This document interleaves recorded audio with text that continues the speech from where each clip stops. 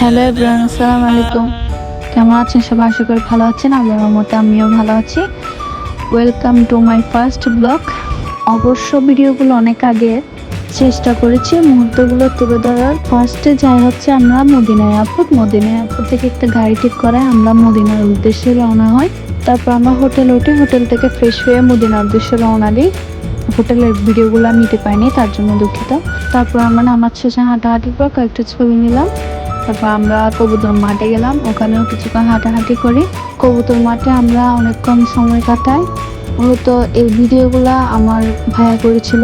আব্বুরা মসজিদে নববীতে প্রবেশ করেন, নবীর ওপর দুরূদ শরীফ পাঠ করেন, নবীর রওজা জিয়ারত লাভ করেন। এটা হচ্ছে আমার আব্বু। ওখানে নামাজের সময় হয়ে যায়, তো আব্বুরা নামাজ পড়তে বসে যায়। অনেকগুলো মুসল্লিরা নামাজের জন্য প্রস্তুতি নিচ্ছিল। নামাজ শেষে আব্বুরা জান্নাতুল বাকিতে প্রবেশ করেন। আব্বুরা ঘুরে ঘুরে সব সাহাবীর কবরগুলো দেখছিলেন। আব্বুরা ওখানে অনেকক্ষণ ঘোরাঘুরি করেন। ওখানে ঘুরে ঘুরে আব্বুরা সাহাবীদের কবরগুলো দেখছিলেন এবং কবরগুলো জিয়ারত করতেছিল। এখানে অনেক দেশের অনেক মানুষই ছিল। সব শেষ করে আমরা হোটেলে উঠি। ওখানে আমরা ফ্রেশ হয়ে কিছুক্ষণ রেস্ট নিই। তারপর আমাদের ক্ষুধা লেগেছিল, আমরা সবাই মিলে বের হয়ে খাওয়া দাওয়া করি। খাওয়া দাওয়া করার পরে আমার ভাই বিড়াল নিয়ে ডিস্টার্ব করতেছিল, আমার বউ বসে বসে ওগুলো দেখতেছি। মদিনায় 4 দিন থাকার পর আমরা মক্কার উদ্দেশ্যে রওনা হই। তারপর একটা হোটেলে উঠি। হোটেলটি অনেক সুন্দর ছিল, আশেপাশে মনোরম পরিবেশ। বাহিরটা যতটা সুন্দর, ভিতরটা কিন্তু আরো বেশি সুন্দর। আমাদেরকে ভিতরের রিসেপশনটা দেখায়। চলুন ভিতরের রিসেপশনটা দেখে আসি।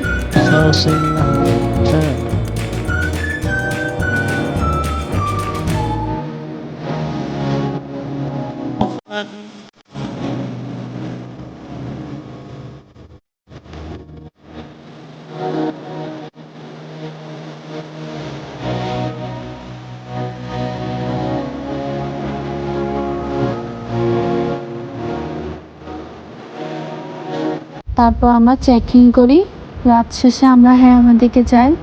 যাওয়ার পথে কবুতর মাঠে অনেকক্ষণ সময় কাটাই। কবুতরগুলো কিন্তু দেখতে অনেক সুন্দর লাগতেছে, ওগুলো নিয়ে আমি কিছুক্ষণ খেলা করি। তারপর আমরা হেরামে যাই, ওখানে আমরা উমরা করি। উমরা শেষে আব্বু মোনাজাত করতেছিল, তো আমি পিছন থেকে সবাইকে ভিডিও নিচ্ছিলাম। আর ও বলতেছে ওকে নাকি একটা ভিডিও করে দিতাম। তারপর আমরা কয়েকটা ফ্যামিলি পিকচার নিলাম। আমি আর আব্বু ছবি তোলা শেষ হলে আমরা সাফা মারোয়ার দিকে রওনা হই। সবাই একসাথে হেঁটে হেঁটে যাচ্ছিলাম, পাশাপাশি ভিডিও নিচ্ছিলাম।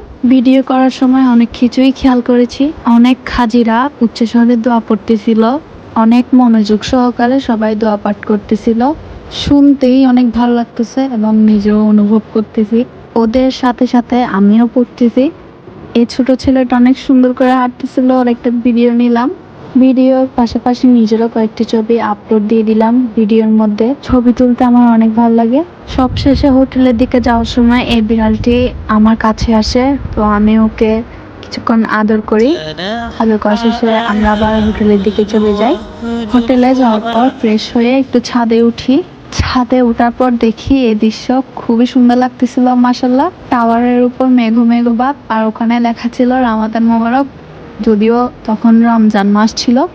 দেখতে মাশাআল্লাহ অনেক সুন্দর। আমি অনেকক্ষণ অনুভব করি এই সৌন্দর্য মুহূর্তটা। এই সুন্দর মুহূর্তটা দিয়েই আমি আমার প্রথম ব্লগের প্রথম পর্ব শেষ করলাম।